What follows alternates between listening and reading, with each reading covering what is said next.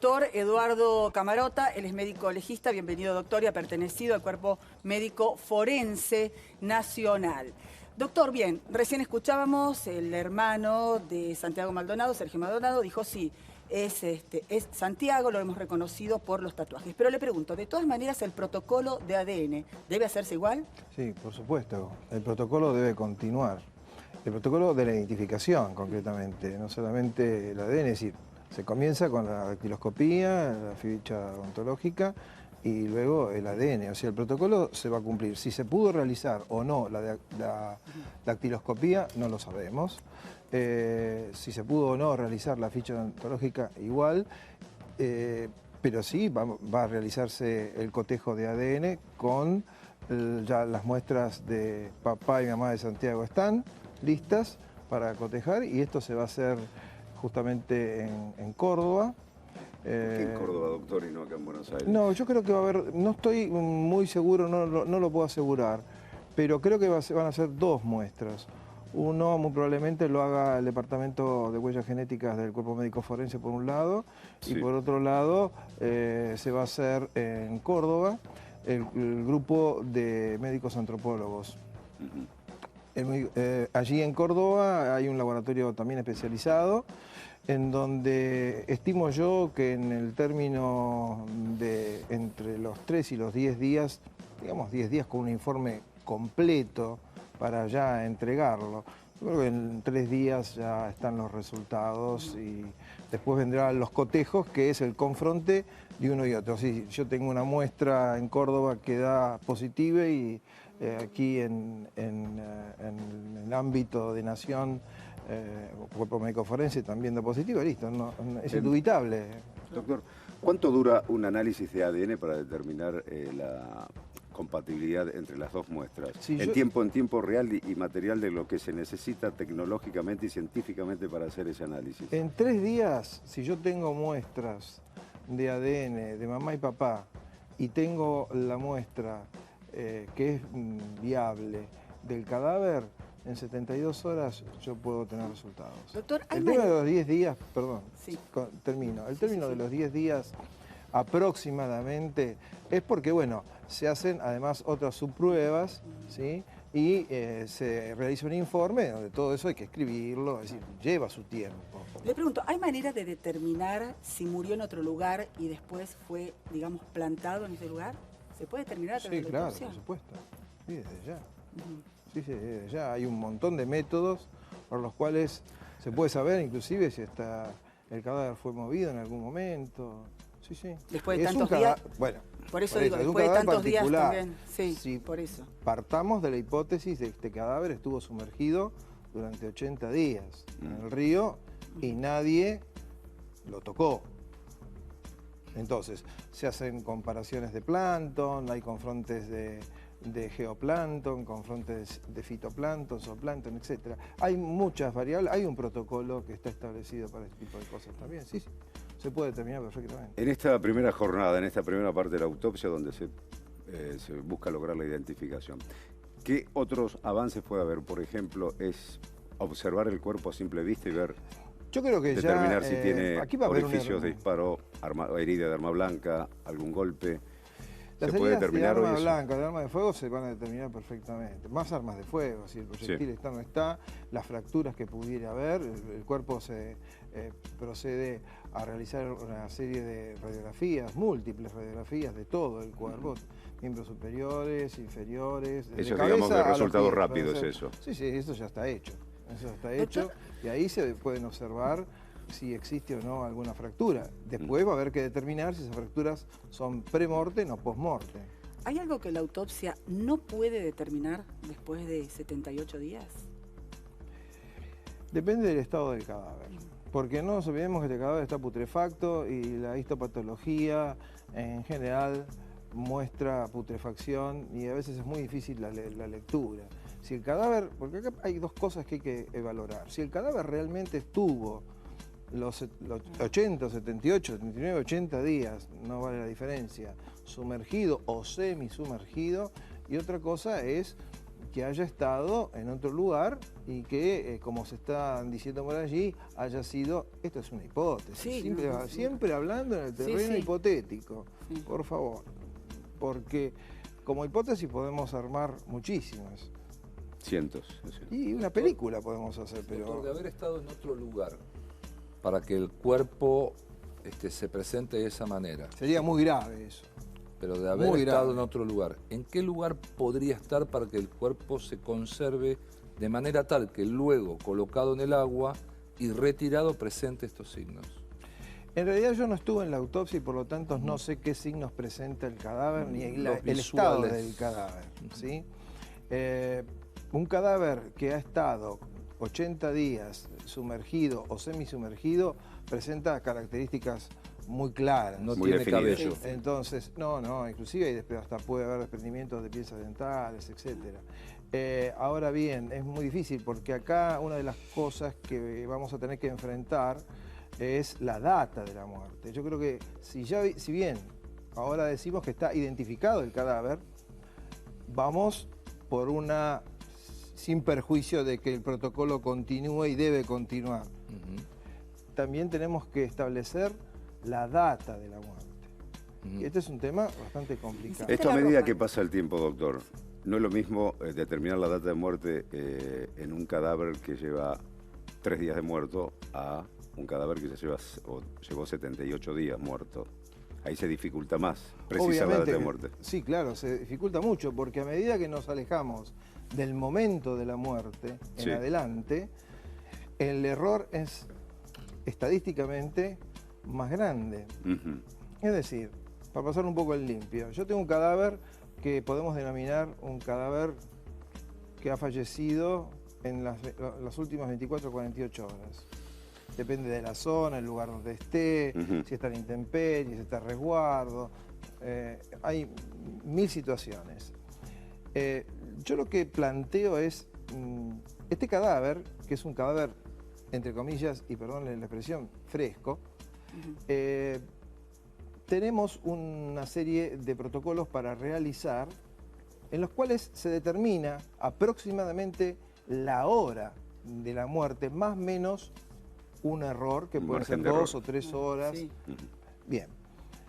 En un cadáver que estuvo sumergido durante 80 días, es bastante complicado establecer si el día 0, que fue el día del incidente con Gendarmería, es ese el día en que cae al río y allí queda hasta haber sido encontrado, vamos a tener muchísima dificultad para establecer la muerte, porque el rango es muy, muy amplio. ¿El agua lava pruebas?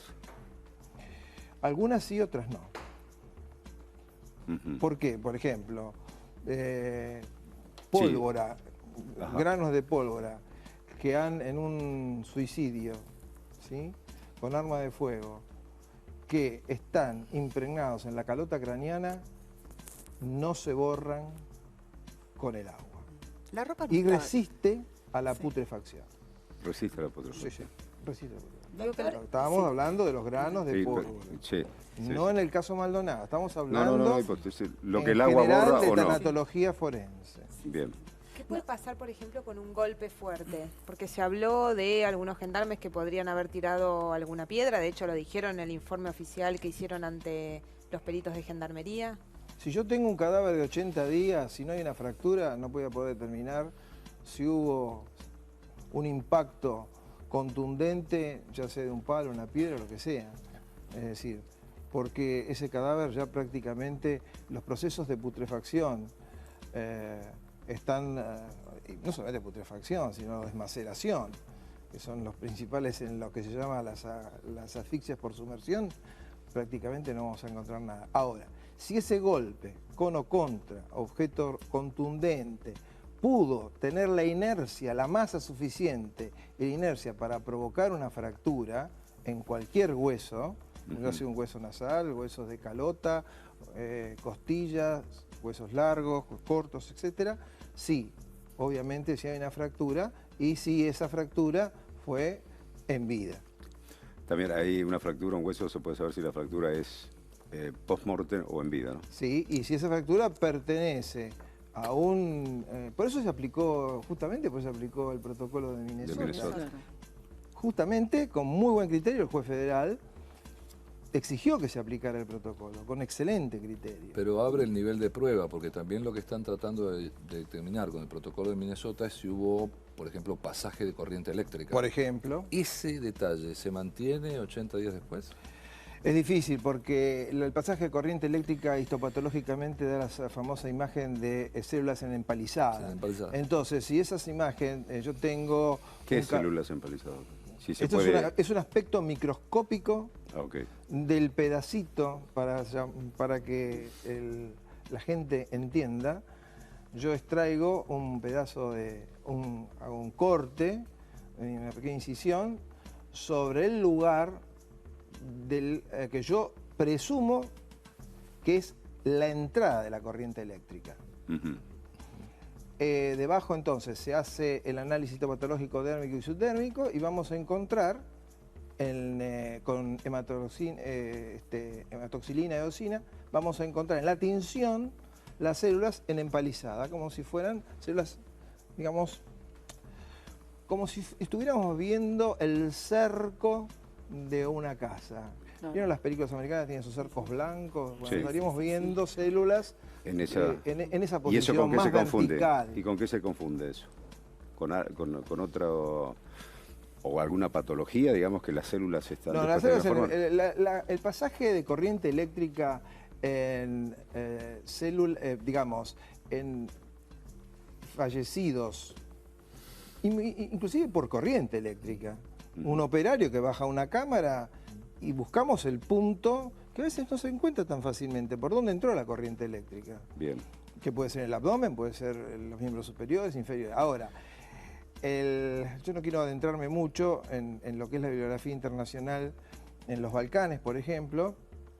Hay toda una historia de cuál era el procedimiento que ellos realizaban y dónde aplicaban la corriente eléctrica. Me parece que escapa un poco al motivo Sí. de esta charla. Y No, no, me parece el que objeto sería es un si poco hubo más- descarga eléctrica. No Eso quiero entrar en Mm. detalles que pueden ser un poco más escabrosos. La pregunta de los doctores, si hubo descarga eléctrica, se determina que es descarga eléctrica, no se puede confundir pasados 78 días con otra cosa. No, a los 78 días yo creo que no voy a encontrar Nada. pasaje.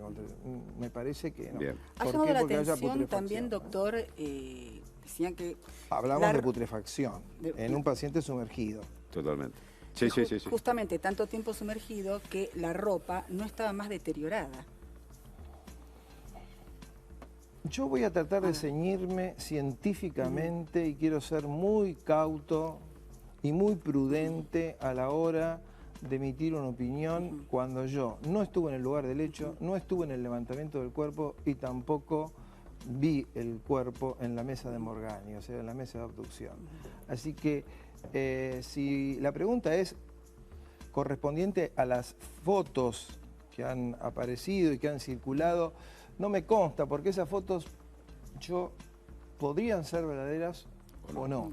Creo que sería poco científico de mi parte. Ustedes sí pueden marcar una hipótesis como periodistas, pero yo como científico no puedo avalar. Sí, a ver, no son esa- fotos que esa están en la causa fotografía. tampoco. Por eso. Doctor, Entonces yo prefiero no opinar Sí, al sí. respecto. usted Lo decía que entiendo. algunas marcas se pierden con el tiempo. El tiempo de sujeción, la marca de sujeción, perdón, el tiempo, la marca de sujeción, la marca de atadura, en 78 días prevalece. ¿De sumersión? No, En 78 días de de sumersión. sumersión, sí. Si hubo en algún momento, antes de la muerte, atadura, Ujú.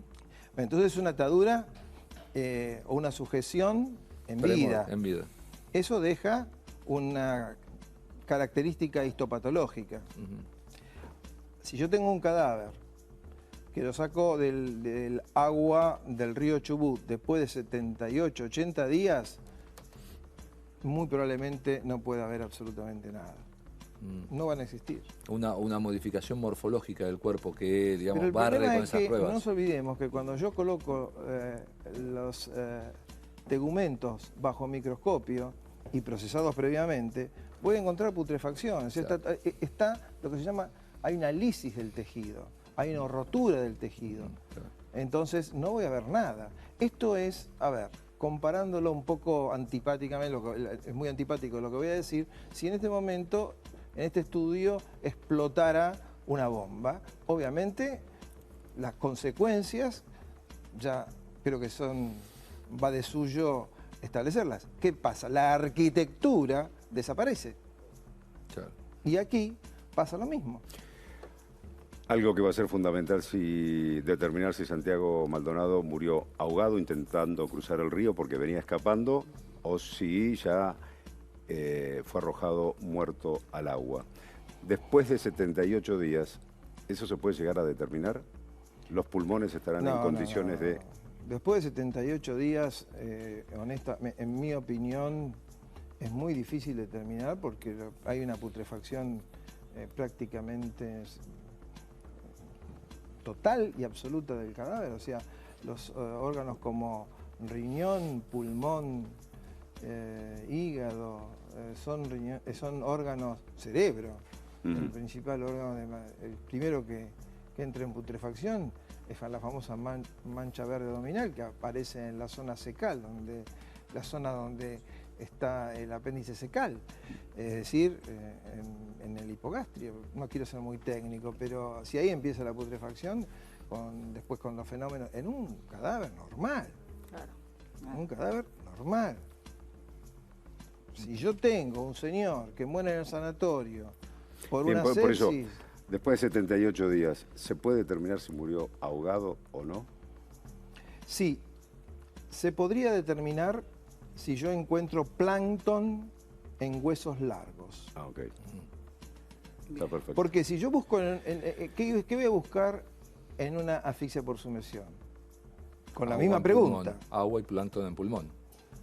El agua en pulmón puede entrar pasivamente como en estómago. Okay. A mí no me dice que si yo encuentro agua en el pulmón o en el estómago, ese señor Aspiro. entra pasivamente o aspiró, entra pasivamente. Si estaba vivo en el momento de haber ingresado al medio líquido, entonces la circulación continúa. Entonces lo voy a encontrar en cavidades izquierdas, cardíacas, lo voy a encontrar en meninges, en riñón, en hígado y lo voy a encontrar en médula ósea. Claro. Ahora bien, cuando está putrefacto todos esos órganos, acabamos de decir que no podemos verlos. Bien, ¿dónde buscamos entonces el plancton? En médula ósea. Los tres tipos de plancton, ¿eh?